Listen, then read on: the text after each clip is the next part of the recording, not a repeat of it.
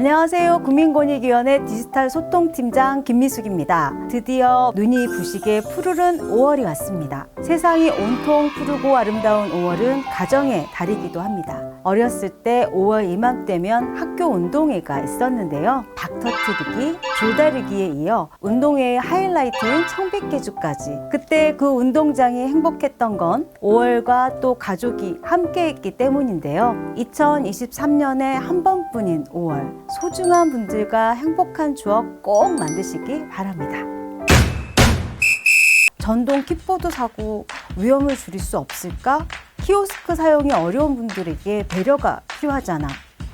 국민권익위원회가 운영하는 범정부 차원의 정책 소통 플랫폼 국민생각함, 다들 알고 계시죠? 국민생각함에서 청소년, 청년, 시니어 세대가 함께 생활 속 불평과 사회 문제를 고민하고 해결 방안을 제안하는 정책 아이디어 경진대회를 개최합니다. 국민권익위원회는 국민이 정부의 정책 수립과 제도 개선에 직접 참여할 기회를 제공하기 위해 이번 공모전을 마련했는데요. 내부 심사와 선호도 국민투표, 전문가 심사를 거쳐 선정된 우수작에 대해서는 국민권익위원장 상과 함께 푸짐한 상품도 제공될 예정이라고 합니다.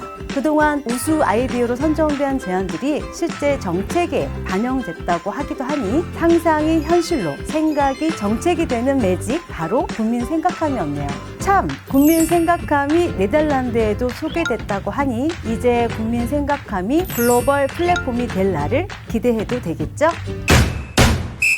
계절의 여왕 5월은 결혼 시즌이기도 합니다. 공직자는 청첩장을 잘못 보냈다간 행동강령 위반으로 처벌받을 수도 있다는 사실 아시나요? 얼마 전 현직 군수가 아들의 결혼식을 앞두고 계좌번호가 적힌 청첩장을 발송하면서 사회적 물의를 일으켰었죠. 일부 지자체장이 지역 주민들에게 모바일 청첩장이나 부고장을 배포한다는 의혹이 일자 국민권익위원회가 긴급 점검에 나섰습니다. 현지 점검을 해보았더니 다수의 직무 관련자에게 자녀 결혼 청첩장이나 부고를 통지한 사례가 있었다고 합니다. 경조사 통지를 받은 사람 중에는 보조금을 받고 있거나 계약 절차가 진행 중인 직무 관련자도 포함되어 있는가 하면 청첩장 발송 등 사적 노무를 비서에게 요구한 사실도 있었다고 합니다. 원칙적으로 공무원은 직무 관련자나 직무 관련 공무원에게 경조사를 알리지 못하도록 공무원 행동강령으로 제한하고 있는데요.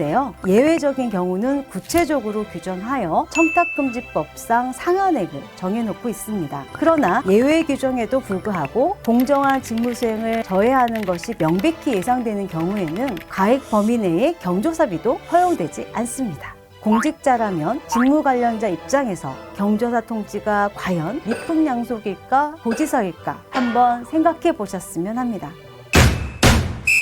얼마 전 어린이 보호구역에서 음주운전 사고로 소중한 한 아이가 사망한 안타까운 사고가 있었습니다. 이 때문인지 지난 4월 10일부터 16일까지 접수된 민원을 분석해보니 음주운전 관련 민원이 총 302건으로 지난주 94건 대비 3배 이상 크게 증가했는데요. 국민권익위원회는 음주운전으로 인한 인명피해 재발 방지를 위해 음주운전 관련 민원 예보를 발령하고 관계기관의 철저한 대책도 당부했습니다. 또한 국민권익위원회 소속 중앙행정심판위원회도 음주운전으로 인한 사회적 피해를 줄이고 경각심을 높이기 위해 음주운전 면허 취소 정지 처분에 대한 행정심판 결정을 더욱 엄격하게 판단하기로 했습니다. 이제는 전동 킥보드 음주운전도 대리기사 편의를 위한 5-6km의 짧은 거리의 음주운전도 절대 용납되지 않는다는 사실 명심 또 명심하시기 바랍니다.